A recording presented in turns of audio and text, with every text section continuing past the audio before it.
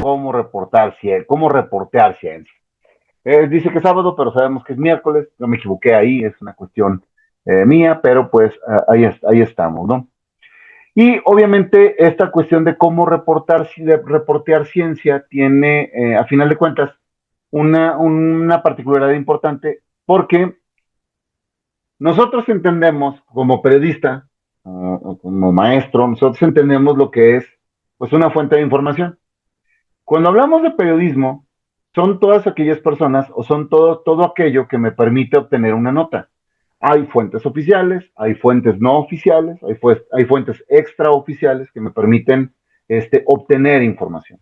Una fuente oficial es una fuente validada por el gobierno, por una institución, una dependencia. El titular de estas dependencias son los que dan las fuentes oficiales de algo.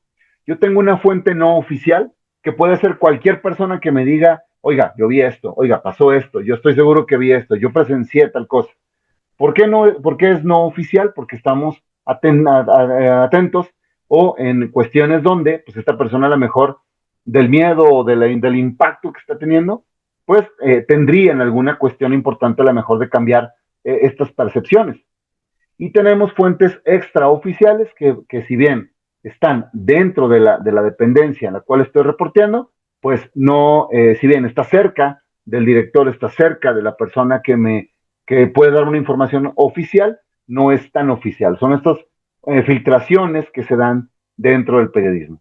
Entonces, estas fuentes pues, son importantes, pero pues es interesante que la ciencia pudiera o tiene esa cuestión de reportearse de manera diferente. Tiende a reportearse un poquito en sentido propio y estricto de dar a conocer lo que está pasando últimamente en ciencia.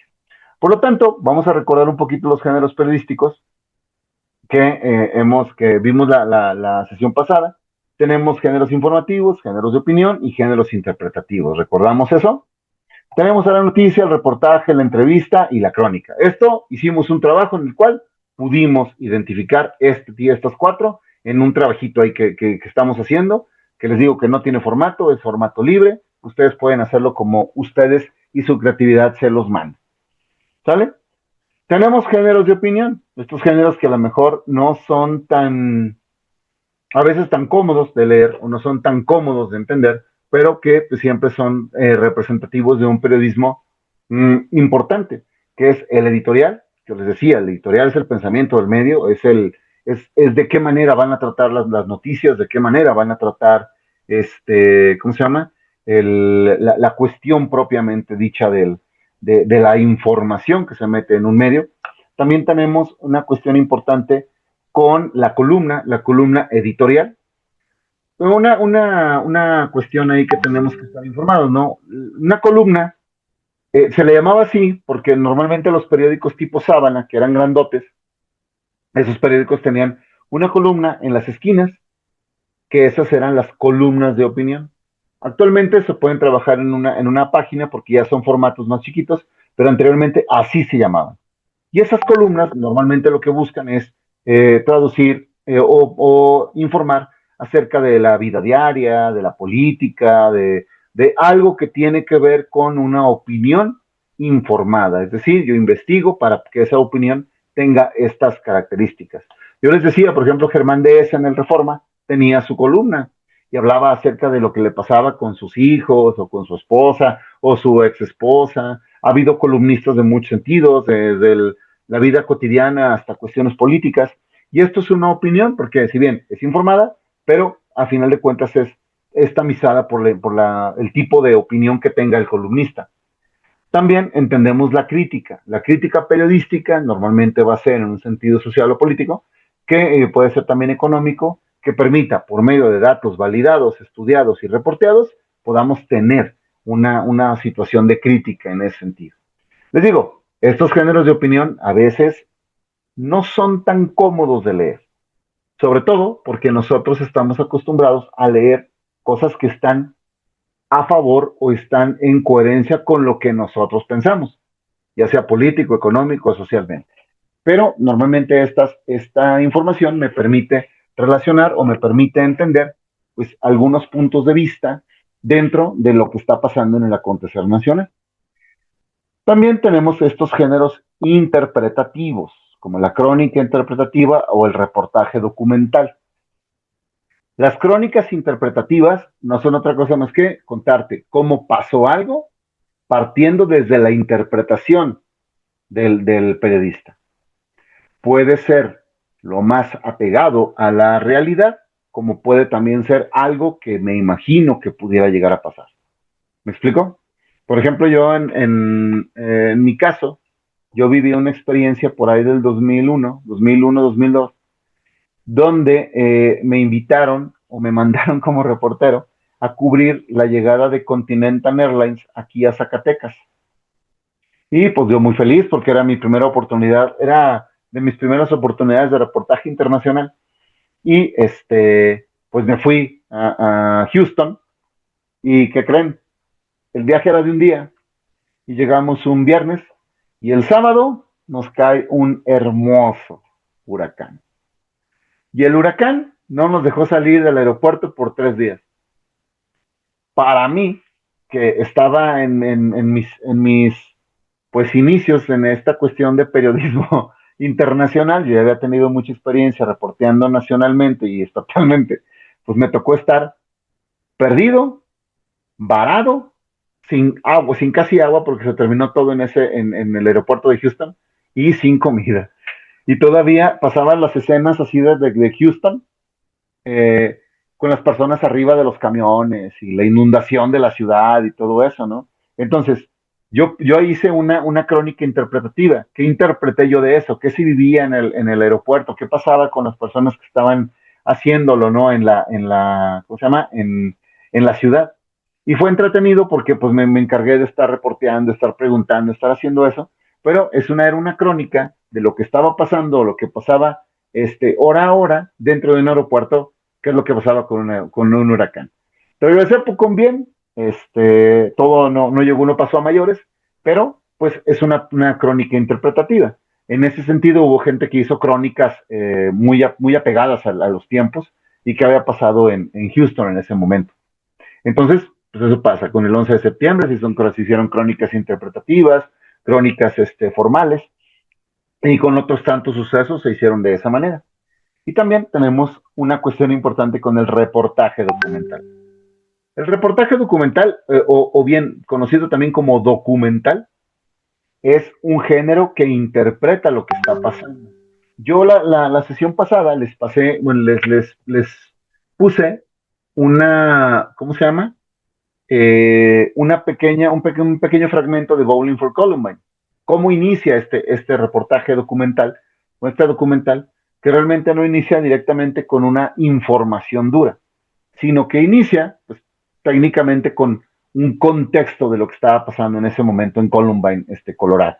Y en ese sentido, pues podemos darnos a la tarea de crear o de entender que ¿cómo se llama? Que el documental puede estar cargado, pues obviamente de algunas cuestiones políticas o alguna cuestión de pensamiento del propio documentalista que me permita tomar ¿cómo se llama? En un momento dado, el punto de vista de ese documentalista, como el caso, les digo, de Bowling for Columbine, de Fahrenheit 9/11, que son documentales hechos por Michael Moore, y Michael Moore tiene su particular punto de vista en estas cuestiones, ¿no?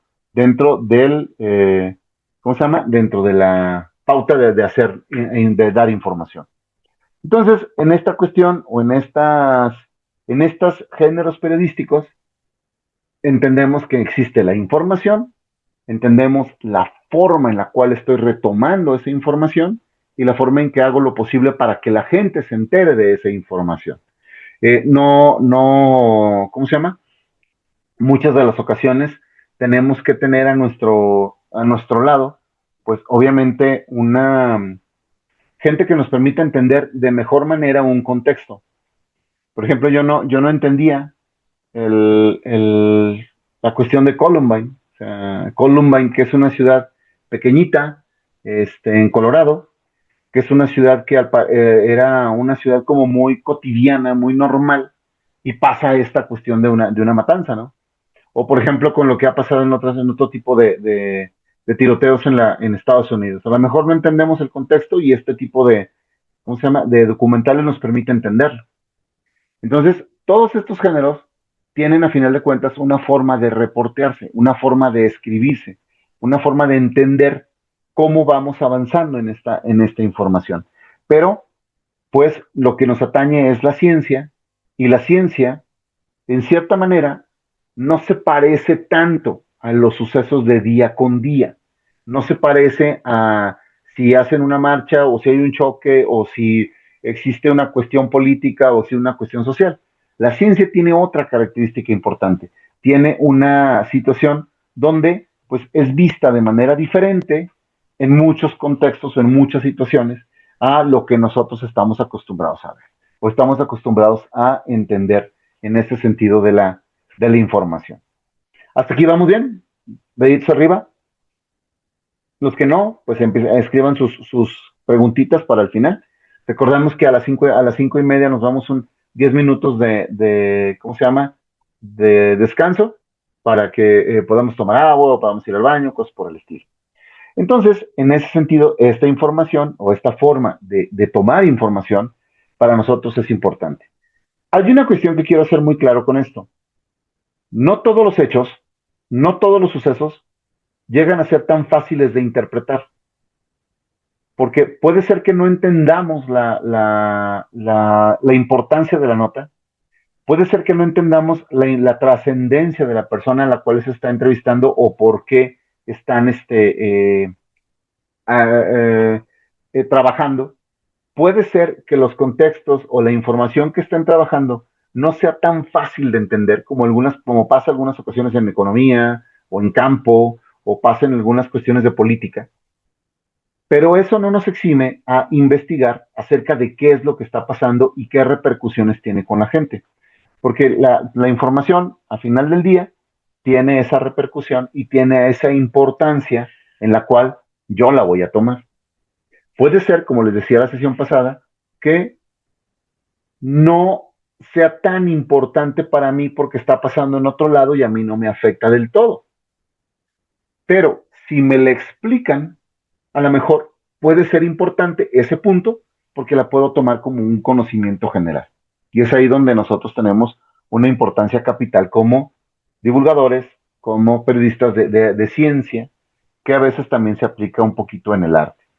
Pero en este sentido, estamos en esta dinámica de entender cuáles son mis fuentes. Por eso, pues obviamente entendamos que la crónica pues, es un hecho que narra cosas de manera cronológica o detallada, de forma que puede ser subjetivo o personal, y que la noticia, incluyendo detalles emocionales, reflexiones del autor, tiempos muy determinados, o depende de cada quien lo que normalmente pueda uno trabajar dentro de esta crónica. El reportaje, que narra un hecho o una situación de forma más detallada y profunda que la noticia, para mí, en mi punto de vista como reportero, pues yo lo considero como el rey de los géneros periodísticos porque me permite tener no solamente entrevistas, análisis, contextualización, sino que puedo partir de muchos elementos históricos, contextuales, económicos, sociales, científicos, académicos, para poder tener la información suficiente para que quien me escuche, me lea o me vea, pues obviamente tenga la información suficiente para decir, ah, esto pasó. Ah, entiendo la situación de este punto o esta información que muchas veces le llamamos reportaje a cualquier cosa que sale en la tele o en YouTube, pero tiene estos contextos, ¿no? O sea, tiene estas cuestiones o estas importancias dentro de los géneros periodísticos, toma los demás géneros y hace algo. Y también tenemos, bueno, pues lo que es la entrevista, que es esta conversación entre un periodista, entre un entrevistador y un entrevistado, que busca información sobre puntos de vista específicos del entrevistado. Es decir, por algo yo lo estoy tomando para entrevistarlo. O sea, es importante para el grupo social al cual se pertenece, para un país, para un grupo determinado, unas personas determinadas, para alguien que permita que esta entrevista sea importante. Por ejemplo, si a ustedes les llegara a gustar, no sé, hablando de las bromas del profe Rafa, si a ustedes les llegara a gustar BTS, pues a lo mejor una entrevista con ellos sería muy interesante, ¿no? Si a alguien no le interesa, pues no sería una cuestión importante. Pero, por ejemplo, si a alguien le gusta, no sé, Metallica, pues preferiríamos ver una entrevista a Metallica que a lo mejor de BTS. Depende mucho del tipo de conversación, depende mucho del tipo de entrevista y sobre todo depende mucho del tipo de entrevistador que podamos tener, ¿no? Y de esa manera la entrevista se vuelve parte importante dentro de un contexto de información. A lo mejor lo que te dicen es nuevo, lo que te dicen es poco conocido, lo que te dicen es importante al tema o a la especialidad que tú tienes, y de esa manera tenemos una cuestión importante en esa información. Por eso, aquí, lo que no sé si les dije la sesión pasada, pero aquí lo importante no es tanto la respuesta del entrevistado, sino cómo preguntamos para obtener esta información que nos hace falta conocer del entrevistado o de los sucesos que están pasando. Le digo, yo como reportero, pues yo siempre ando preguntando cosas, ¿no? O sea, siempre pregunto alrededor de las cosas que veo, a las personas que conozco y de los grupos que estoy ahí. Siempre estoy preguntando porque me interesa comprender y aprender de más personas. Un reportero siempre va a ser un estudiante eterno, siempre va a tratar de encontrar ese tipo de cuestiones necesarias para entender. Entonces, dentro de este punto, pues, tenemos esta cuestión importante. Y bueno, aquí se nos fue al final, pero la noticia, que es un relato, un hecho actual, relevante y de interés público, que debe ser breve, objetiva y clara, esa es una nota que nosotros le llamamos nota dura o nota del día. Son notas que van a aparecer todo el tiempo, todos los días. Podemos darle seguimiento dependiendo de lo que esto ocasione. Por ejemplo, si existe un paro o detienen alguna avenida muy importante en la Ciudad de México, a lo mejor sería necesario que los reporteros le dieran seguimiento para saber cuándo la liberan. Y eso nos genera también información que día a día va a estar apareciendo. Ojalá entonces pudiéramos tener un periodismo de ciencia que nos diera todos los días una notadura y también que nos permitiera tener una crónica o nos permitiera tener una entrevista. O sea, eso sería muy interesante para verlo porque de esa manera también se populariza ¿cómo se llama? La ciencia. Y en el caso, por ejemplo, muchos de estos 4 géneros periodísticos, nosotros los podemos trabajar de manera muy creativa en otro tipo de medios, como TikTok, como YouTube, como los cómics, como algunos juegos de video que me permiten ir pues desarrollando esta noticia, esta crónica, este reportaje, esta entrevista, para ir aprendiendo o para ir entendiendo mucho de lo que es esta información. Y no me dicen, ¿cómo? Pero porque un videojuego de noticia, ¿no? Un videojuego de la crónica. Pues los videojuegos, por ejemplo, tienen esta cualidad de ir pasando por tiempo, e ir pasando a lo mejor por notas, al ir pasando eso, que me permite darme cuenta de lo que pasaba, o lo que puede pasar, o lo que está pasando en algún medio científico, ¿no? Que en el caso de los periódicos, en el caso de los medios, llamémosle convencionales y no convencionales de información, pues es más difícil a veces trabajar esto en videojuegos o en cómics, pero en cuestiones científicas, pues se puede hacer muy, muy bien este tipo de situaciones, ¿no? Por eso, pues obviamente, un ejemplo, una noticia, ¿no? Un terremoto a magnitud 5.8 sacude la región de Puebla, México, sin reportarse víctimas fatales hasta el momento. Aquí tenemos un qué pasó, tenemos un cuándo pasó y tenemos un qué está evaluando las autoridades. Tenemos una nota dura, que por ejemplo ayer tembló en México, me parece, ¿verdad? Entonces, pues tenemos una nota dura. Espero que no hubiera víctimas. Por ejemplo, si tenemos una crónica, por ejemplo, hay un libro fenomenal de Gabriel García Márquez que se llama Crónica de una muerte anunciada, no sé si lo hayan leído alguna vez, pero es un ejemplo muy claro de una crónica interpretativa, porque te cuenta cómo este personaje principal lo siguen y de qué manera lo atacan y de qué manera vive su día a día y de qué manera va trabajando una cuestión de crónica, ¿no? Y por ejemplo, aquí arriba les tengo un ejemplo. Dice, el gol que silenció la ciudad. Ayer en el Estadio Azteca se dio una noche mágica. La tensión se podía cortar con un cuchillo. Los miles de aficionados con sus camisetas de México y su pasión desbordante esperaban con ansias el partido contra Brasil. La historia, la tradición, la rivalidad, todo se mezclaba en un ambiente electrizante. Es una forma de iniciar una crónica. ¿Se fijan? Pues obviamente la noche no puede ser mágica, ¿no?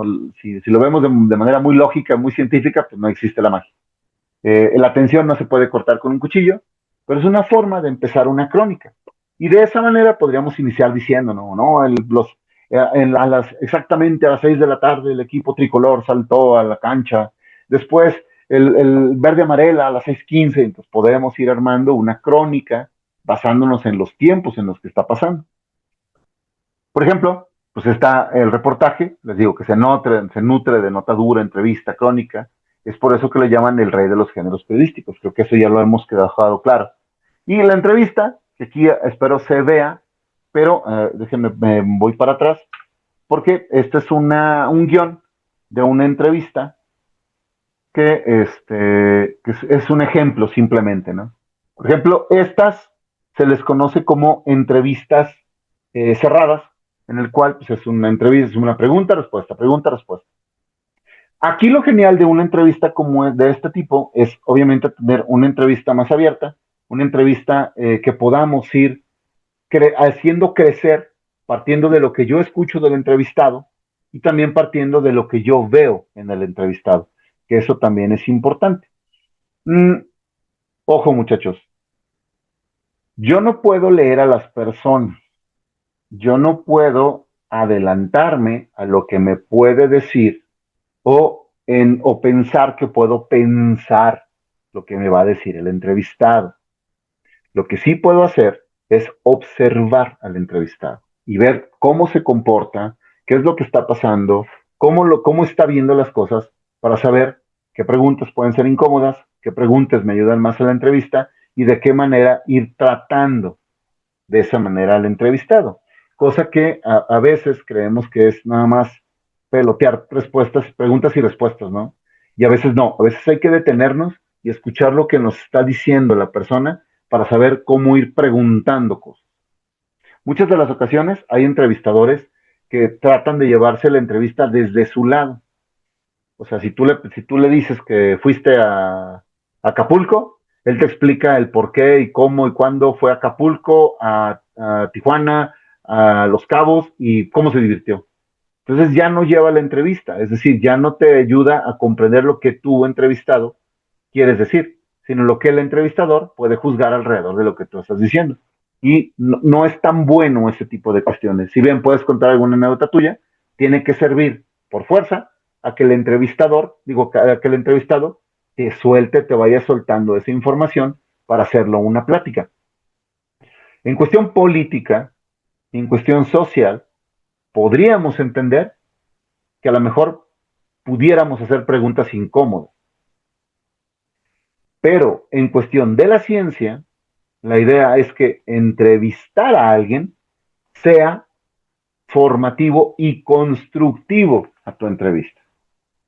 ¿Me explico? Para que de esa manera la información que tú tengas no sea polémica, sino sea basada en la ciencia y la especialidad de tu entrevistado. Por eso hay mucha gente que parece ser que no le gusta, no está entrevistando, parece que está regañando. O bien, parece que no está entrevistando, parece que está comparando. Y eso es un poquito complicado a veces con los entrevistadores y con los entrevistados. Mm, a mí me pasó, es que en este medio tienes muchas anécdotas. Me tocaba entrevistar para hacer, porque en esta cuestión cuando fui nominado al Premio Estatal de Periodismo, y me entrevistaron. Y fue algo bien bonito, porque la verdad yo dije que te gustan unas 4 frases y el entrevistador fue el que se aventó toda la entrevista. Comparó, citó, adivinó lo que yo quería decir, me entendió antes de que yo me entendiera a mí y terminó la entrevista sin que yo dijera más que 4 frases. Muchas gracias por la entrevista, me siento muy honrado de haber sido nominado, considero que los trabajos de los demás son importantes Y mi trabajo como reportero, siento que ha sido bueno. Y eso es todo lo que me dejó responder. Entonces, pues es bien difícil. O sea, de esa manera no hubo interacción. Y a mí me pasó que entrevisté, por ejemplo, a Lupillo Hernández, al el exjugador de Cruz Azul, una entrevista que teníamos pactada para 1 hora y duramos 2 horas y media hablando de que cómo estuvo en Fresnillo, qué vivió en el deporte profesional, sí, quién le gustó, quién no le gustó, qué era jugar en el Cruz Azul, a qué se sentía tener la playera, todo eso, ¿no? Y también me tocó entrevistar al hijo de Fishman, un luchador, y fue bien interesante porque cuando tú conoces o estudias lo que vas a trabajar, pues obviamente es más fácil ir llevando la entrevista. Me acuerdo que me enseñó una máscara amarilla, hijo de Fishman, y le digo, qué padre, esa máscara es la que tenía tu papá cuando llegó a México. De Torreón llegó a México con esa máscara amarilla. Y acá el señor Valente le cambia la máscara y me respondió así el luchador, me decía, caray, eres el primero que me pregunta o me dice de la máscara amarilla de mi papá. Nadie me lo había preguntado. Entonces, de esa manera vas obteniendo confianza para preguntar, escuchar y poder entender qué es lo que puede pasar en una entrevista.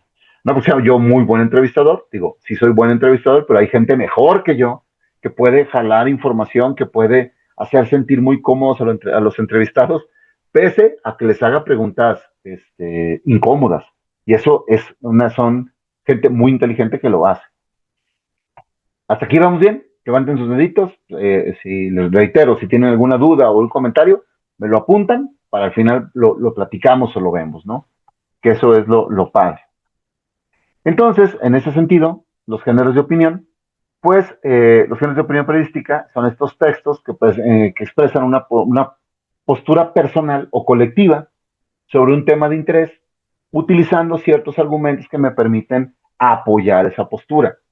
Fíjense, cuando uno reportea ciencia, nosotros entendemos que nuestras fuentes principales, quien nos va a dar información, son o los científicos, las universidades, las redes de investigación que se estén haciendo o las propias dependencias de investigación de gobierno. Yo puedo ir con ellos, reportear una nota, hacer un reportaje o una entrevista, pero también podemos con esa información apoyar en este sentido de un género de opinión. Yo puedo opinar qué es lo que pasa alrededor de la información que yo estoy tomando. Por favor, esto es algo importantísimo. No puede haber opinión sin antes una cuestión importante de investigación.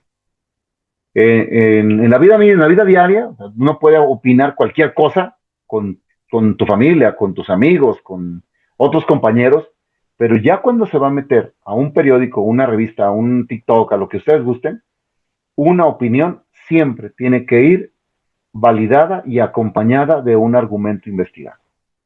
Si esto no está investigado, si esto no sabemos qué pasó, no podemos publicarlo. ¿Por qué? Obviamente para no caer en fake news, para no caer en información sesgada y sobre todo porque si nos lo regresan o si nos dicen que no es verdad, pues tendremos que aceptar que nos equivocamos y tendremos que corregir esta nota. Y no tanto por no aceptar nuestros errores, sino porque somos los que producimos esta información o somos los que damos a conocer esta información. Por eso esto es importante. Algunos ejemplos de estos géneros, les decía, es el editorial, la crónica, el artículo, la columna. Y algunos autores mencionan también los análisis periodísticos que se hacen y la carta del editor. La carta del editor, el editor general, manda una carta al público en general exponiendo el por qué se van a tratar ciertos temas o ciertos artículos de la manera en que, ¿cómo se llama? En que se dicen. Y como les estaba diciendo, también representa la línea editorial de la revista. Quien haya publicado alguna vez, yo sé que ustedes publican normalmente en revistas arbitradas, ustedes se van a dar cuenta que en estas revistas arbitradas siempre viene una nota del editor, siempre viene una nota o una información del editorial que nos dice de qué va a tratar la revista en ese momento. Es el pensamiento de la editorial, es el pensamiento ¿cómo se llama? De la revista en ese momento y el por qué van a tomar ciertos artículos de investigación en ese momento. Por lo tanto, pues, lo reitero, nos guste o no, estemos de acuerdo o no, toda publicación tradicional o no tradicional tiene una línea ¿cómo se llama? De, de publicación. ¿Por qué? Porque tiene un camino, tiene una regla para publicar. En algunas revistas, por ejemplo, me acuerdo que yo mandé un artículo de semiótica a una revista argentina que trabajaba el meme como cambio, si el meme iba a sustituir al, ¿cómo se llama? A la crítica política o si no se quedaba. Entonces, si yo mandaba un artículo que no tuviera que ver con esos temas, pues obviamente no me lo iban a querer.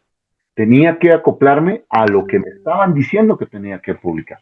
Entonces, es importante ese punto. Por eso, todos los medios, tradicionales o no tradicionales, llevan una línea editorial. Por ejemplo, la crítica del artículo, pues obviamente esto nos presenta un texto que explora un tema en profundidad, presentando datos estadísticos, diferentes perspectivas, el por qué está pasando algo, de qué manera se opina eso, cómo se está interactuando con esa opinión, de qué manera están pasando las cosas, que me permite tener pues, una visión informada de la forma en que se está opinando, ¿no? Y también el editorial, que es un texto que normalmente no está firmado, pero que expresa la opinión de ese medio de comunicación, que expresa el hecho del por qué se están haciendo las cosas de una manera institucional, por qué ese periódico tiene esa línea. Por ejemplo, yo me acuerdo cuando trabajaba en imagen aquí en Zacatecas, por ahí del 2000, 2001, 2004, no se podía publicar lucha libre. Al director no le gustaba, por lo tanto, no podíamos publicar lucha libre. Y, por ejemplo, en el Heraldo de León, no, en el AM de León, me acuerdo que ahí no se publicaban suicidios. No sé si ahorita, pero no se publicaban. ¿Por qué? Línea editorial. Y luego, por ejemplo, ¿cómo se llama? En Pórtico, que es una revista que yo trabajé en Guanajuato de cultura, ahí se publicaba teatro y cine, nada más. Pero no cine comercial, cine de arte. Entonces, se publicaba eso. Ah, pero es que yo tengo un amigo que escribe, hace cuentos infantiles. No, no puedes publicar. Se publica arte, se publica ¿cómo se llama? Teatro y cine. Ah, bueno, pues son líneas editoriales. No me puedo ir más allá de eso.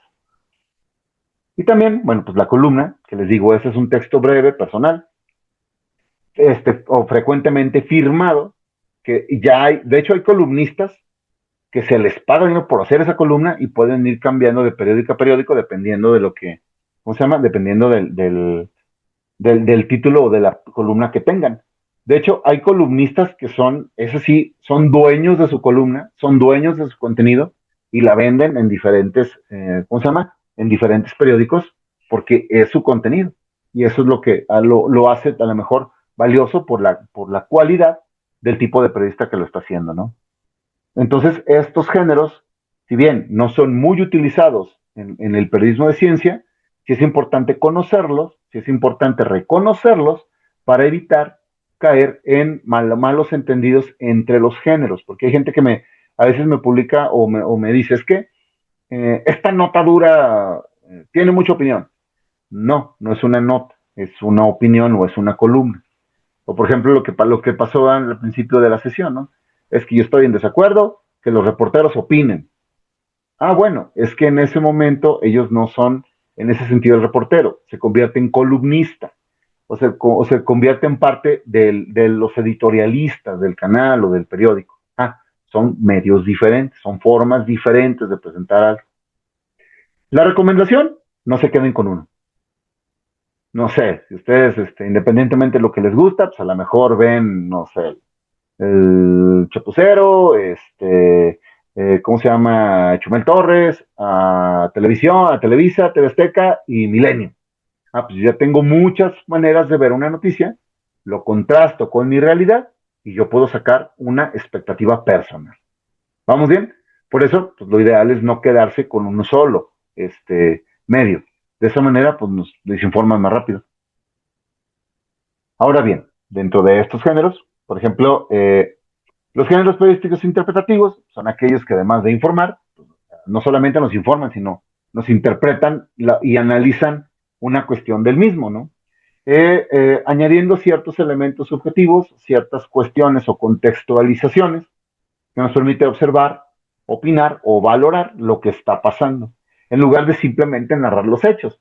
Otro ejemplo con Michael Moore, que a mí en lo particular me divierte mucho. No estoy muy de acuerdo en algunas cosas que publica o que hace, pero la verdad es que llega a ser muy divertido.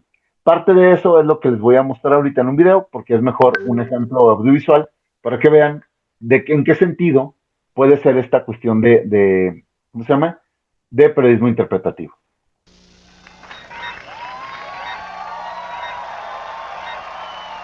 In the beginning, there was a free press. Well, not really, but it sounded good. By the end of the millennium, 5 men controlled the world's media. But only one of them was the Antichrist. Yet there was one man who operated outside their control. He and his motley crew were known as the People's Democratic Republic of Television. Their mission, to bring the people the awful truth. Este programa de la cruda realidad duró 5 años. Tonight, from somewhere inside the PDR TV, please welcome Michael Moore.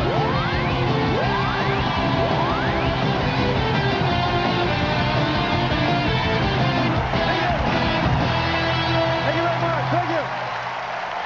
Thank you. Thank you. Please. Thank you. Thank you very much. Citizens of the People's Democratic Republic of Television, welcome! Es muy largo, pero no vamos a ver todo. Welcome to the premiere episode of The Awful Truth, the first broadcast from the PDR TV. And I think the best way to define the People's Democratic Republic of Television to our home audience is simply to say that we all believe in a free press, we just don't own any of the presses. I gotta say, honestly, what better time to come on the air than during the year when we got to watch the Republican Party go down in flames, huh? It's been an amazing thing to watch, and you and I had nothing to do with it. And I hope some of the Democrats aren't too far behind. It was a beautiful thing to watch this year, just beautiful. Things that sung so... Oigan, es una opinión de Michael Moore, pero eso no quita que tengamos una información más adelante y el por qué valora de esa manera. En Estados Unidos hay una cuestión interesante entre estos dos partidos, los demócratas y los republicanos. Y Michael Moore, pues obviamente es demócrata, que ya no es tan demócrata, ya más que nada es una combinación rara entre una cuestión más progre y una cuestión de búsqueda de que los ciudadanos se den cuenta de lo que están haciendo. Reitero, hay cosas que me llaman la atención de Michael Moore, hay otras que de verdad no se me hacen como muy interesantes de ver, pero esta es una forma de hacer periodismo interpretativo. Él está interpretando las cosas, él da su opinión, él pone ciertas valoraciones que a nosotros nos permite ver a lo mejor un programa divertido. Una de las cuestiones que quiero que vean aquí es esto que aparece más adelante sobre los congresistas, ¿no? Ay, se moví mal. Pero bueno, esto es un poco de lo que está pasando, ¿no? It really was a crossroads, wasn't it, that moment, that night, when Monica brought Bill the pizza, remember, from Domino's? He wanted a pepperoni supreme, and she brought it in and then showed him her thong underwear, and it was like, wow, that truly is the moment of decision for most guys. The pepperoni pizza or the thong, you know, and that's right, sir, that's right, pizza. There are a few of us guys who, when faced with a choice between a pepperoni supreme and a thong from Victoria's Secret, we're going for the pepperoni supreme every single time, all right? Every single time. And for 2 years, we had to watch Ken Starr walk out of the house with that big-ass coffee cup, right? Every single morning, right? Es una presentación que tiene. I'm off to destroy the Republic. Thank you. Hi. You Y know, tenemos una presentación de un reportaje alrededor de las leyes.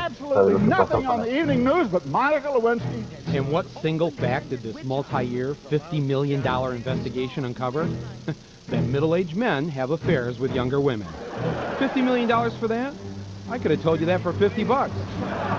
Judge Starr, I think I found a cheaper way to conduct a witch hunt.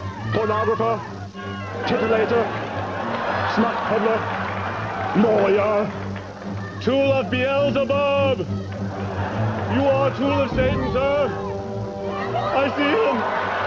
You have roiled the loins of a nation! You have turned on prepubescent boys! You should be ashamed of yourself! Revenge! My very own witch hunt. Ruthless, sex-obsessed, single-minded, and all mine. But even more importantly, cheap. My witch hunt was going to cost exactly $560. And with my witch hunt, everyone was going to be guilty. All right, load him up. Yo sé que están muy jóvenes, pero esta cuestión de Mónica Lewinsky y Bill Clinton fue un suceso político en Estados Unidos muy fuerte.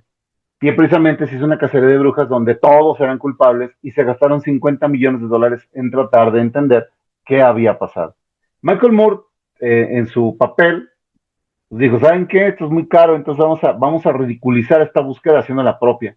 Y él contrató a unos actores y se puso, a todos los involucrados, se puso tras ellos y les decía cosas y como ustedes lo pueden ver, es un demonio, no sé qué tanto.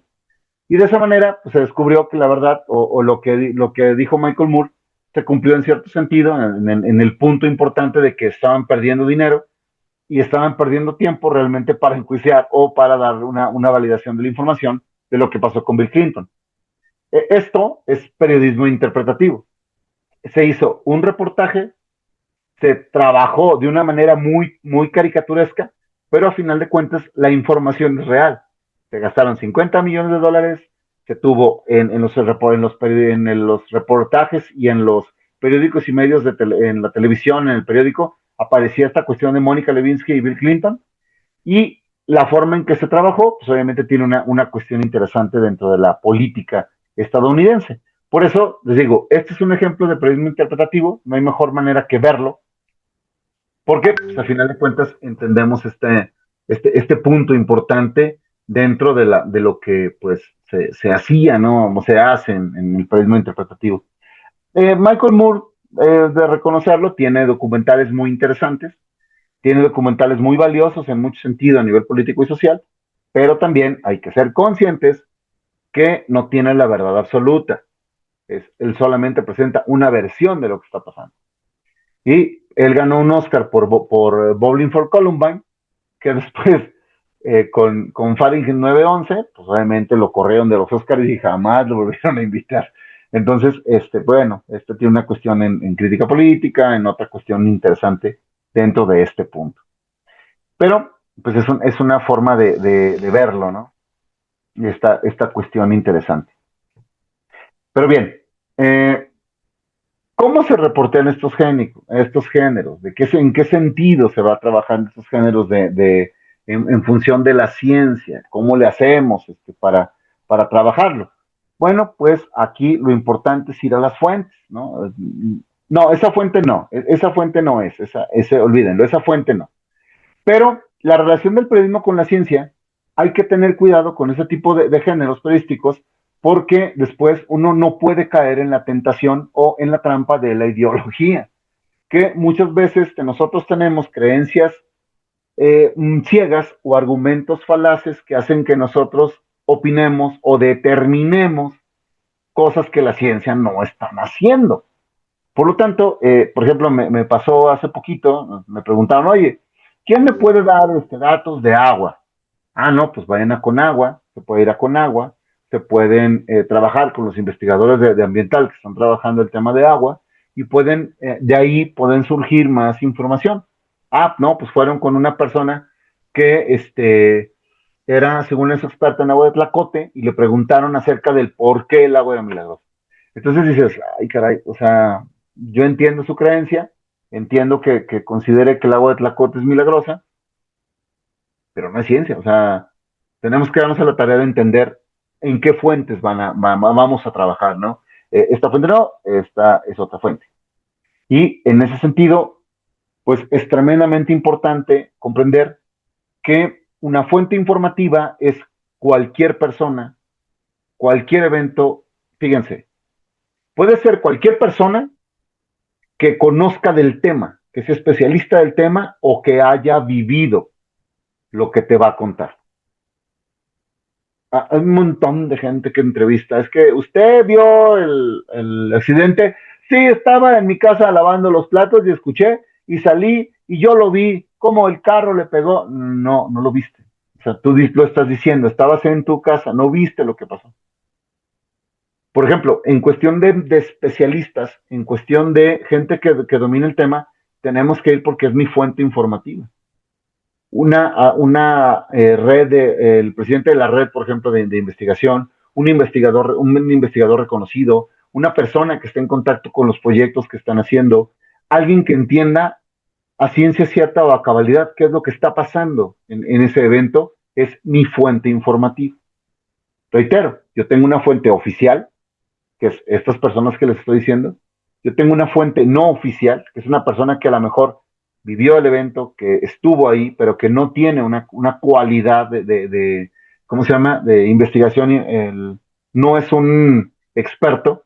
Yo tengo una fuente extraoficial. Con las fuentes no oficiales y con las extraoficiales hay que tener mucho cuidado, porque no siempre te dan la información que buscas. A veces te dan la información que tú quieres escuchar, no la que es necesaria. Por lo tanto, estas dos fuentes las cruzas o yo les llamo las contrastas con tu fuente oficial. Y de esa manera ya tengo un contexto general de lo que está pasando. Y con eso puedo entender qué es lo que puedo reportear o que estoy reporteando. Por eso, esta fuente informativa es cualquier recurso o medio que proporcione información. ¿Qué me da información? Pero también, importante, muchachos, tenemos que validar esa información. Yo veo fuego afuera de mi casa, digo, se está quemando algo. Y capaz están haciendo una carne asada. Entonces tengo que validar mi información, tengo que salir a verlo, tengo que ser consciente de lo que voy a reportear. Algo que pasa mucho, ¿no? Yo me acabo de lastimar la rodilla. Y me dicen, señor, usted tiene un esguince usted tiene un esguince fuerte ¿cómo se llama? En el menisco interior derecho. Y dije, no manches, voy a perder la pierna. No. Cuando investigas o me lo dicen de manera, nada, usted nomás trae un golpe, o sea, nomás cuídese. Y sea consciente de que a lo mejor no puede correr. Ah, bueno, yo tengo información, puedo manejar la información y puedo entender qué es lo que pasó. Entonces, necesito corroborar y validar esa información. Por eso es importante tener diferentes fuentes de información o diferentes medios, diferentes formas de entender lo que está pasando. Estas fuentes pueden ser muy variadas. Abarcan desde documentos escritos hasta objetos físicos o personas que me pueden ayudar. Y eso es importante, porque si yo no tengo los datos, si yo no tengo la información bien analizada, yo no tengo la sustancia de lo que voy a analizar o lo que te voy a escribir, entonces no puedo escribirlo.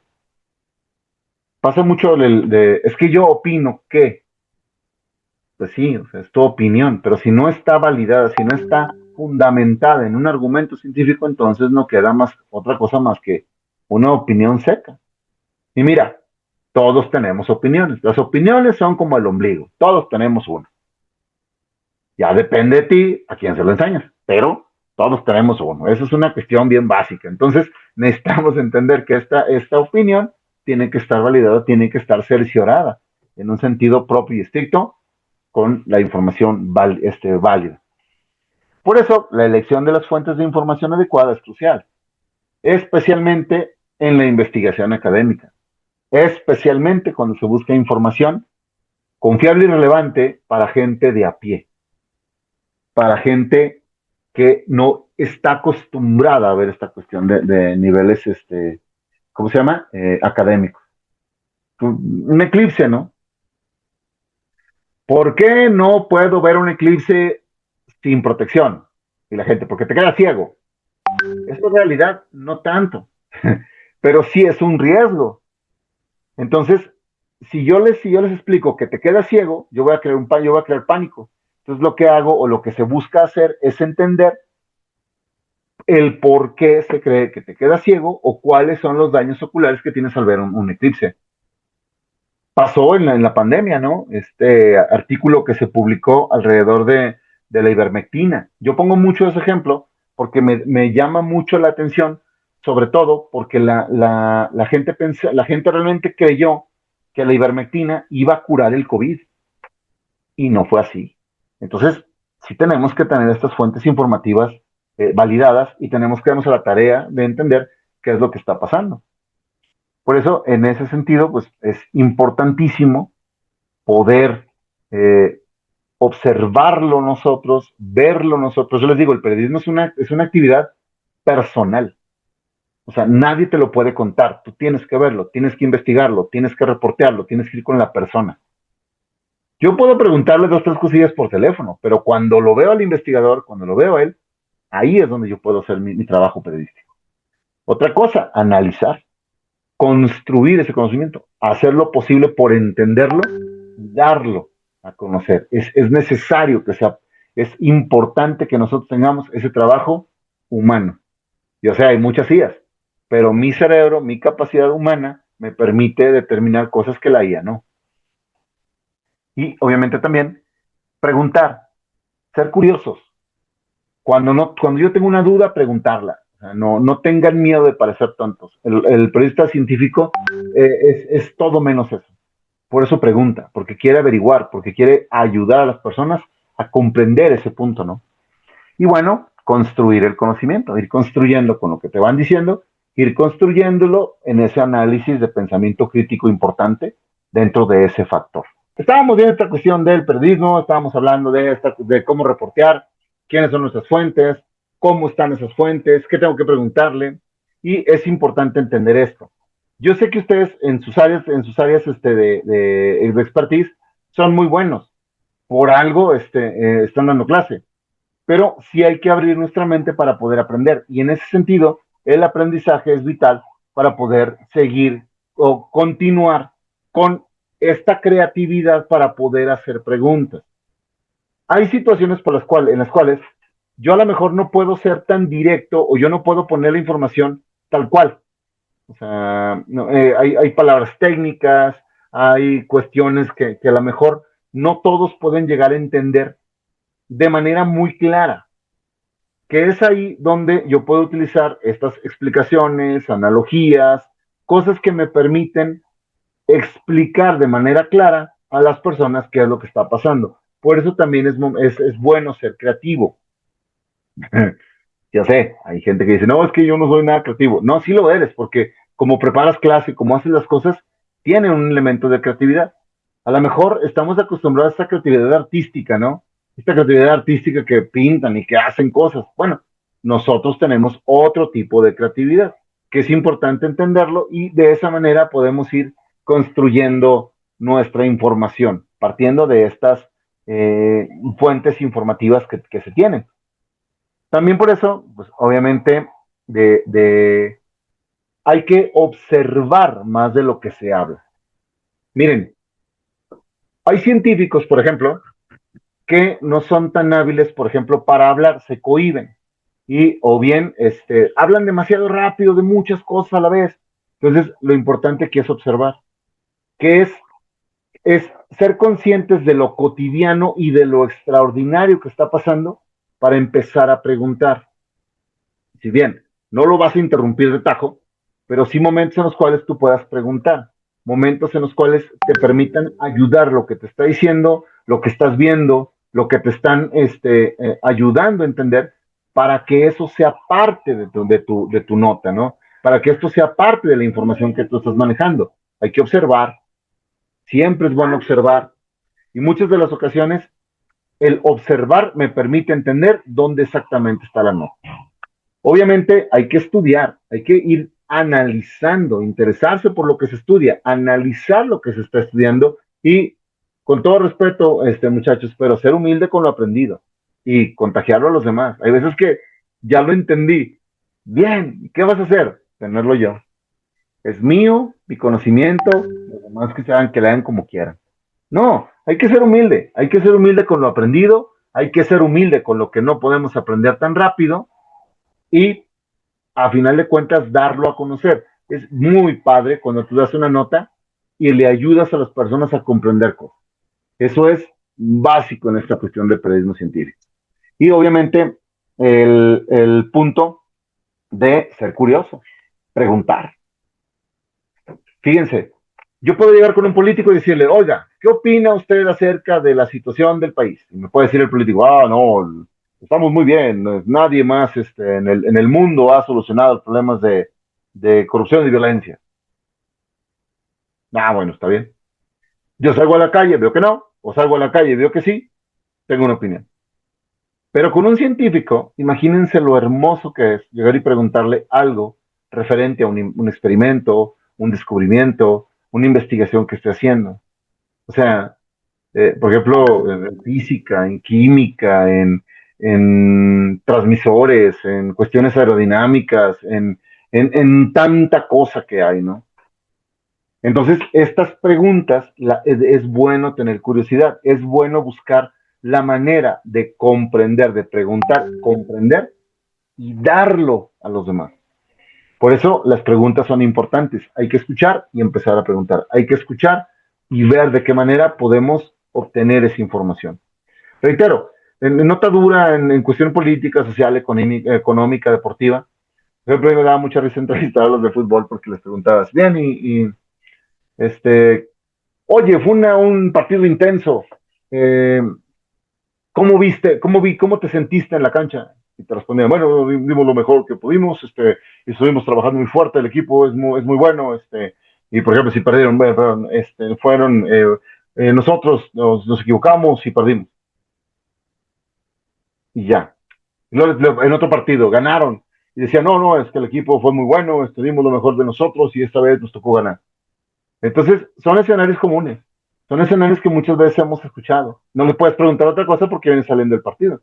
Pero un científico, imagínense qué tanto podemos hacer, qué tanto podemos trabajar.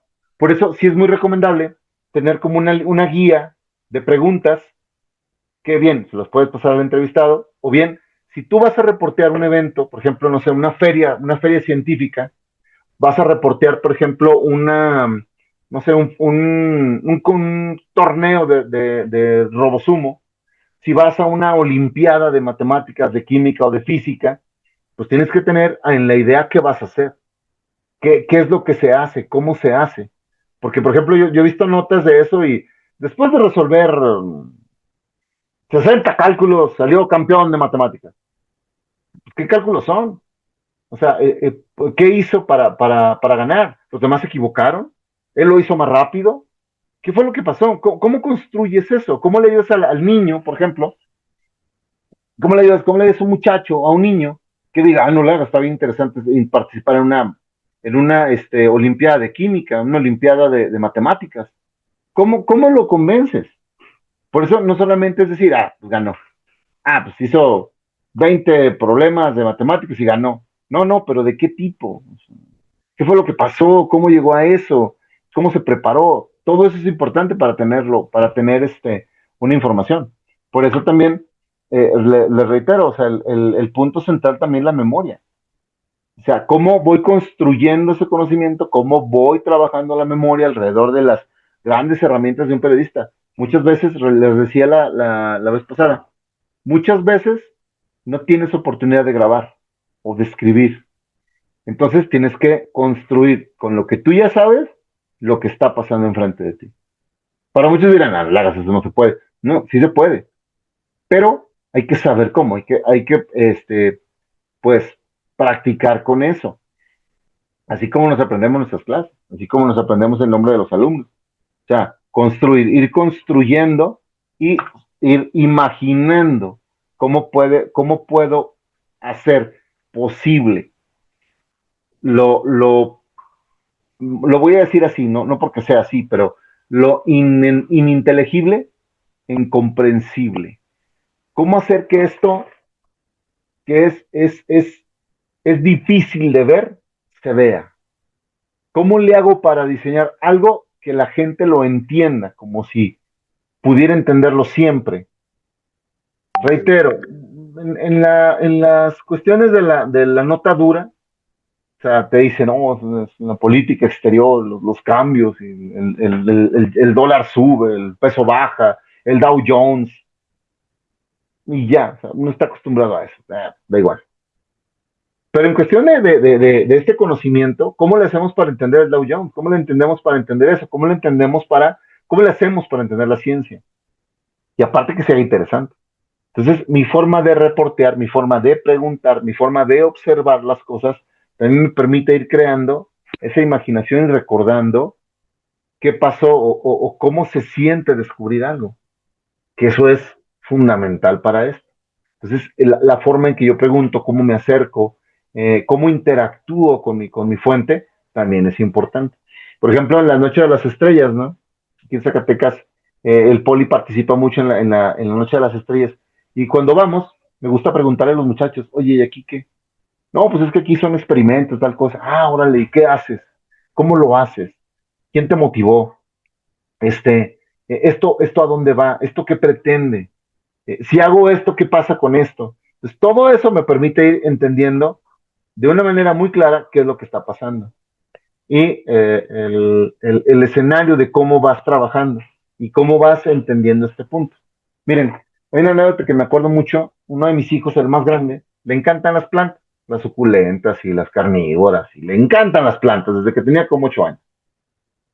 Y una vez llegó a un parquecito aquí en Zacatecas, a una que le llamamos La Alameda, y ahí se pone un tianguis los sábados. Entonces llegó y había 4 personas vendiendo plantas. Llegó, le preguntó a uno, oiga, ¿esta cómo se llama? Y le dio el nombre técnico. Dice, ah, ok, ¿cómo se cuida? Y le dijo, ah, no, déjame lo investigo. Y nunca le dijo. Y le hizo una tercera pregunta. ¿Es muy difícil de cuidar? Dijo, ah, no, es que, pues no, es fácil, le pones agua. Y mi hijo le hizo esas 3 preguntas a los 4. Adivinen a quién le compró. Al que más fácilmente y de manera más interesante y divertida le explicó cómo cuidar las plantas, cómo se llamaban y de qué manera las tenía que cuidar. Entonces, la información que podemos digerir, que podemos darle a la gente sin quitarle la cuestión del pensamiento crítico, les ayuda mucho para entenderlo. Les ayuda mucho para ir analizando y creando esas formas nuevas de aprendizaje. Reitero, por eso Big Man, por eso El Tesoro del Saber, por eso Odisea Burbujas, por eso Mark Robert, por eso todos estos youtubers que es divulgación de la ciencia son tan interesantes. Y pues ayudarnos con esta creatividad y con la memoria que tenemos para ir captando cosas, pues obviamente es importante, ¿no? Yo no, muchos dirán, ah, pues así se reportea todo. No, no todo. La ciencia tiene una característica muy importante y vital para la gente, que nosotros como intermediarios entre lo que sucede en el evento científico y lo que la gente piensa de ese elemento científico, somos capaces de dárselos a conocer. Y en periodismo normal, pues tú te acatas a la información, te acatas a lo que pasó y se acabó. No hay a veces forma de traducir. Entonces, esta es una cuestión bien interesante en cuestión de la ciencia. ¿Vamos bien hasta aquí? ¿Meditos arriba? Si no, sus preguntitas, por favor, me las van escribiendo, me las van manejando, ¿no?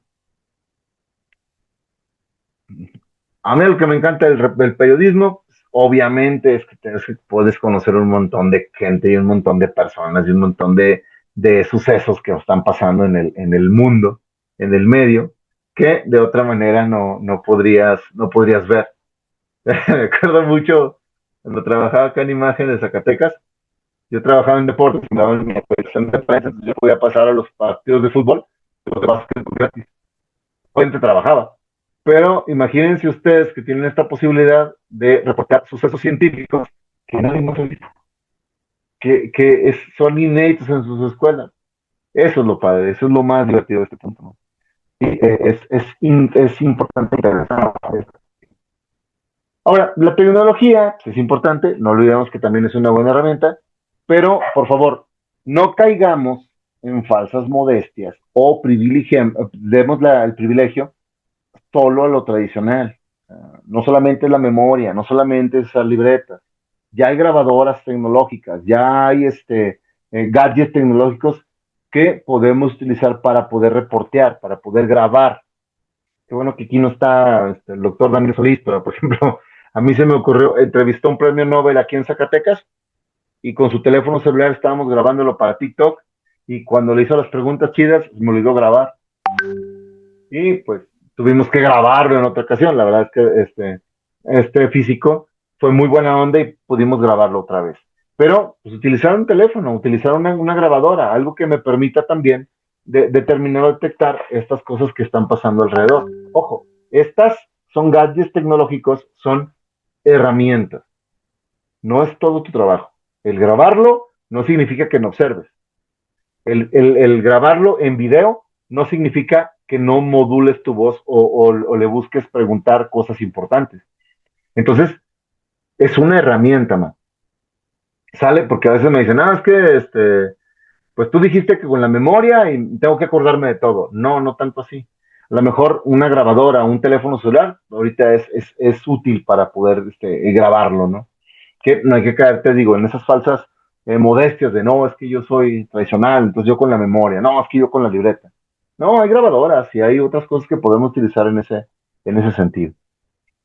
Y obviamente, bueno, pues esta sesión es cortita porque no solamente tengo que decirles esto, sino también ir trabajándole estas cuestiones de cómo se construye una, ¿cómo se llama? Una nota. Les había dicho que íbamos a ver esta estructura de la nota dura y es necesario que nosotros lo veamos aquí.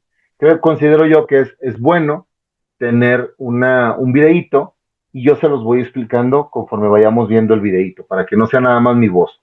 ¿Sale? Y ahí les va. Esta es la estructura de la nota dura.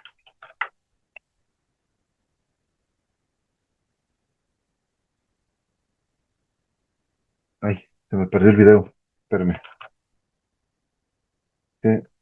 Mi computadora anda como muy lenta, ¿no? Tenemos que trabajarlo. Pero bueno, ahí les va un videíto cortito que nos permite ir identificando pues esta cuestión de nota dura.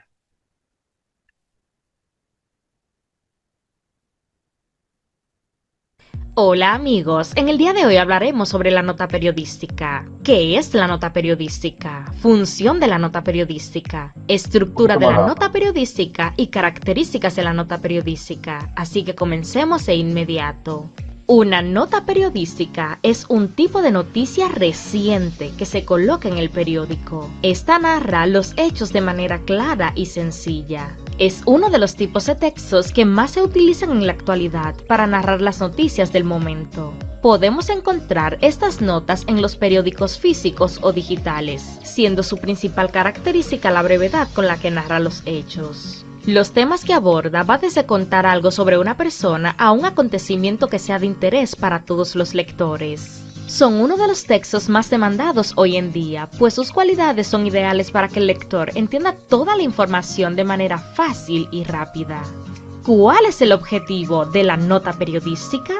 Su objetivo es hacer que la noticia sea fácil y digerible, más simple y por lo tanto ayudará a que pueda ser mucho más fácil de asimilar y comprender. ¿Cuál es la estructura de la nota periodística?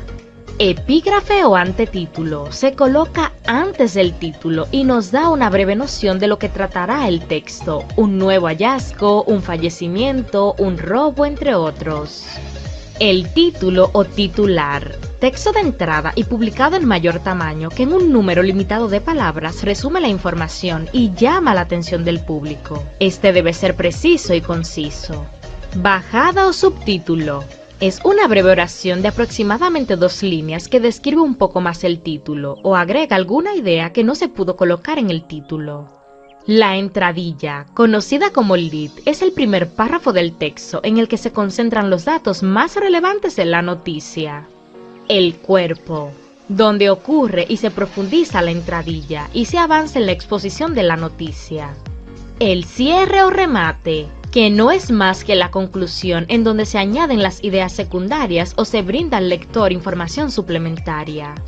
¿Cuáles son las características de la nota periodística? Veracidad. Los hechos deben ser reales, verdaderos y por lo tanto... Coloca antes el título y nos da una breve noción de lo que tratará el texto. En un periódico, normalmente en una cuestión como esta, nosotros podemos ver este tipo de estructura.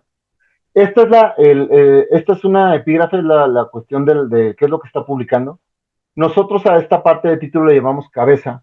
Esta bajada o sumario nos permite hacer más rápido una nota, porque normalmente la gente ya no lee el cuerpo de la nota. Lo que hace es leer el título, el sumario, y normalmente lee la entradilla o lead. Este lead tiene que ser la parte más importante de la nota.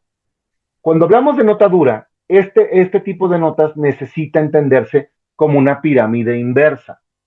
Meter lo más importante primero, el cuerpo de la nota y nuestro cierre. Normalmente estos cierres necesitan trabajarse para que finalizar la nota o bien para poder entender que va a pasar a otro lado. O sea, que vamos a tener un seguimiento. Es importante entender que los leads, por ejemplo, las entradillas, que es esta parte de aquí, deben de estar entre los 40 a 45 palabras. Que también esto es importante porque actualmente se han condensado mucho las lecturas. Lo importante aquí es no caer en subjetividades y sobre todo ir al lugar de lo que está pasando en los hechos, que esto es importante de ir entendiéndolo.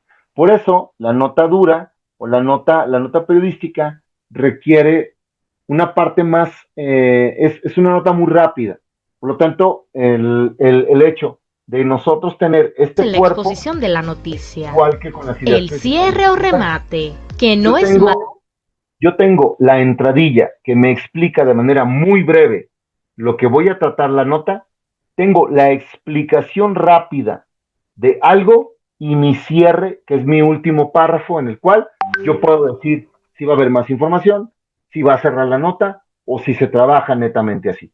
Es importante que tengamos esta cuestión porque a veces nosotros hablamos de contextos primero antes que hablar de la nota. Cuando yo tengo un reportaje, yo puedo hablar del contexto antes de la información dura. Pero en una nota periodística es tremendamente importante tener primero el hecho en sí y después empezar a explicarlo. Híjole, en periódicos hay un, ¿cómo se llama? En periódicos hay un vicio enorme y un vicio muy mal logrado, que particularmente cuando te dicen, no, es muy larga la nota, córtala. Lo que hacen es cortar la parte final del texto y muchas veces la nota queda incompleta. Entonces, lo ideal sería poner lo más importante al principio y después el contexto o la estructura del cuerpo, la explicación de lo que está pasando en esa nota. Es interesante este punto porque a veces, les digo, nos perdemos en los contextos y perdemos de vista la nota, la información dura, la información importante que se tiene que hacer ahí. Y esto sería cómo se acomoda en un periódico, en un medio de comunicación, y esto sería lo que les digo de la pirámide inversa, que es importante de entender. Miren. Muy buenas, ¿qué tal estáis? Hoy vamos a hablar en un vídeo más corto de lo habitual sobre la pirámide invertida. Y lo quiero hacer porque en muchos de los vídeos que normalmente traigo con cosas para redactar mejor, con truquitos y demás, siempre hablo de la pirámide invertida, de las 5 W, de poner lo más importante arriba. Y habría que dedicar un vídeo precisamente a hablar de la pirámide invertida. ¿Qué es eso de la pirámide invertida? Básicamente es un recurso que sobre todo utilizamos los periodistas que escribimos en medios de comunicación, pero que sirve también para cualquier tipo de texto, para cuando redactáis en cualquier tipo de formato. La pirámide invertida es un concepto, es algo abstracto, que sirve para decir que lo más importante que tiene tu texto, la idea principal de tu texto, o las ideas más importantes, tienen que ir arriba, tienen que ir lo primero de todo para mantener el interés del lector. ¿En qué se basa esto de la pirámide invertida? Pues básicamente en la pirámide alimenticia, esa pirámide que hemos visto sobre todo de pequeños, que luego pues hemos seguido viendo, y que nos dice cuáles son los alimentos que son mejores para consumir. Aquí os traigo una pirámide alimenticia donde en la base vemos aquellos elementos pues más buenos, es decir, por ejemplo, el tema de la pasta, el tema de la verdura, el tema de la fruta, es decir, en la base tenemos los alimentos que deberíamos consumir más, y a medida que nos acercamos a la punta tenemos aquellos alimentos que no es recomendable comer demasiado. Vale, pues ahora cambiemos alimentos por información.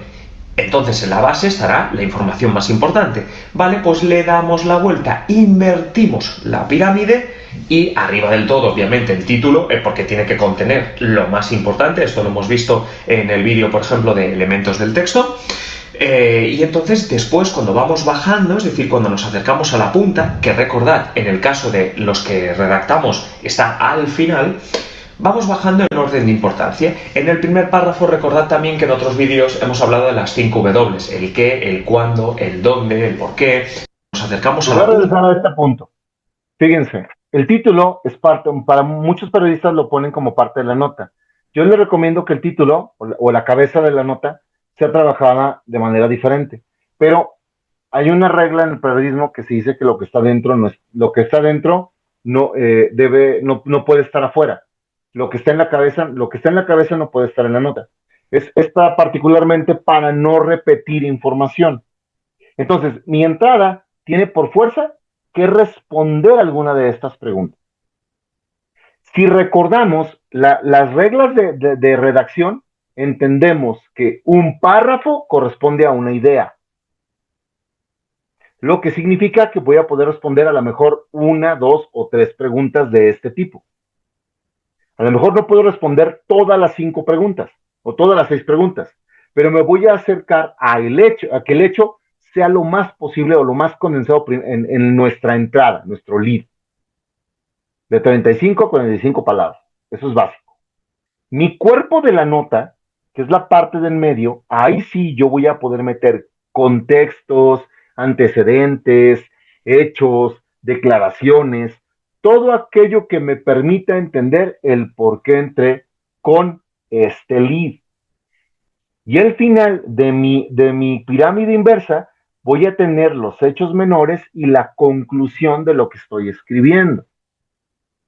Mi entrevista, por ejemplo, puede partir de esta pirámide inversa, ir platicando de lo más importante que se platicó en la entrevista e irlo bajando como si fuera una crónica.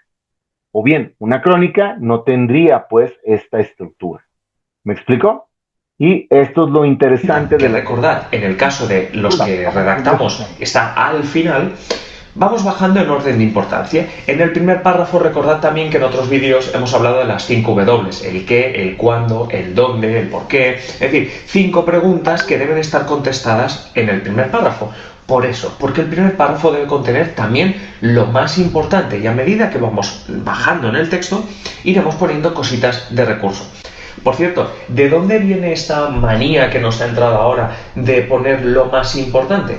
Pues viene de un hecho histórico, viene de la Guerra de Secesión Americana. Y es que antes se escribían las crónicas que se escribían en los medios de comunicación, se hacían como en un libro. ¿Os acordáis de introducción, nudo, desenlace que nos explicaban en el colegio? Bueno, pues así se escribían normalmente los textos en un periódico. ¿Qué pasaba durante la guerra? Bueno, se enviaban las crónicas por telégrafo, etc. Entonces, en un ambiente de guerra, muchas veces ese telégrafo se cortaba, es decir, en mitad del envío se cortaba y en la redacción de los periódicos llegaba la crónica a mitad y nadie se enteraba de cómo había acabado la película, entre comillas, cómo había acabado la batalla. Las instrucciones que se les dieron a aquellos periodistas que estaban en primera línea de guerra era que enviasen lo más importante que había sucedido lo primero, luego lo segundo más importante después y así sucesivamente. Con eso solucionaban un problema, y es que cuando se cortaba el telegrama, lo más importante ya lo teníamos, y por tanto en el periódico del día siguiente ya teníamos la información más interesante si hubiese cortado o no se hubiese cortado el telegrama. Bueno, pues eso se aplica a esta pirámide invertida para decir que al final lo que hemos aprendido de eso es que lo más importante tiene que colocarse al principio. Por cierto, en este ambiente digital en el que nos movemos, eso cada vez es más importante. Fijaos, hemos pasado del siglo XIX, siglo XVIII, al término digital, a este contexto digital. ¿Por qué? Porque ya he dicho también en algún otro vídeo que el titular es una gran frontera entre el clic o el no clic. Es decir, en redes sociales, webs, etcétera, se encontrarán con nuestro titular y tiene que ser atractivo para que la gente haga clic y nos empiece a leer. Bueno, una vez nos empiezan a leer, el tiempo que nosotros conseguimos retenerlo depende de cuánto interesante es lo que va leyendo. Pues bien, si nosotros empezamos por la introducción, por una cosa aburrida, empezamos por cosas que no son lo más importante, es mucho más difícil que la persona decida seguir leyendo. Solución. Empezamos con lo más importante, la gente dice, ostras, qué interesante, quiero seguir leyendo. Le continuamos con una cosa un poquito menos interesante, porque lo más interesante ya lo hemos puesto, y así sucesivamente. Dejamos para el final datos de contexto, dejamos para el final pues estadísticas, dejamos para el final cosas que están bien, pero que quizá no es lo que hará que la persona que nos está leyendo se quede a leer. Por tanto, recordad también que en el contexto digital el tiempo de lectura de los que están en nuestra web es súper importante en la analítica. Por tanto, lo más importante primero y los retenemos cuantos más segundos mejor. Y esto es la pirámide invertida, como decía, es un vídeo más corto de lo habitual, pero bueno, para seguir con estos vídeos sobre redacción y sobre otros tipos de tutoriales y consejos, nada, suscribíos al canal si no lo estáis y nos vemos en el siguiente vídeo. ¿Se fijan? Es una estructura muy rápida. Es una estructura rápida, es una estructura simple que me permite ir avanzando en la nota. En cuestión a la crónica y en cuestión a la entrevista y el reportaje, nosotros tenemos formas más creativas de hacerlo, que depende mucho de nuestra capacidad de imaginar, nuestra capacidad de narrar, pero la notadura sería la más básica de todas. Puede haber una entrevista en pirámide inversa, puede haber medios periodísticos completos en pirámide inversa, y ahí también tendremos que fortalecer nuestra habilidad para narrar. Entonces, creo yo que se puede entender muy bien este punto de la notadura, ¿cómo se llama? De la estructura de notadura, y ahora sí me interesaría contestar sus preguntas. ¿Dónde está la duda? Y, por cierto, pues obviamente hay que dejar tareita, ¿no? Y esta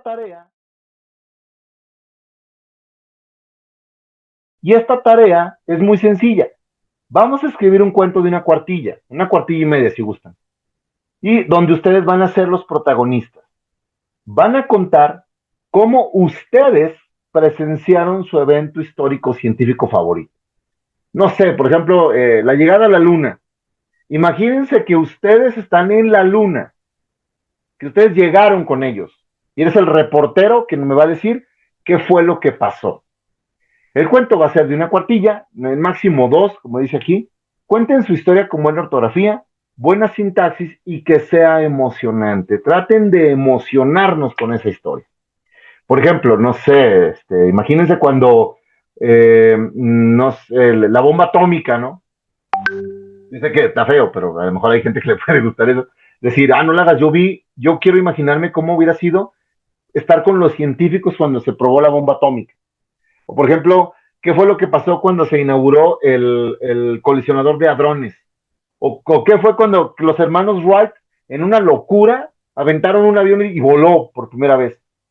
Obviamente necesitamos, pues, tener un poquito de investigación, un poquito de lo que sabemos, y plantearlo desde el punto de vista como si ustedes lo estuvieran reporteando, como si ustedes me lo estuvieran viendo. Un pequeño cuento. Es un cuento porque no estuvieron ahí, pero quiero que le metan ese feeling, no decir, mira, yo llegamos a tales horas para ver a los hermanos Wright, saludé a uno y el otro me dijo que tenía confianza. Entonces pueden hacer un cuento en crónica, pueden hacer un cuento como si fuera una entrevista, pero que ustedes me puedan decir qué están viendo, o sea, que lo que están viendo es como reportear ese evento histórico que más les plazca, que mejor les ayude. ¿Sale? Esa sería ¿cómo se llama? Esa sería la tarea.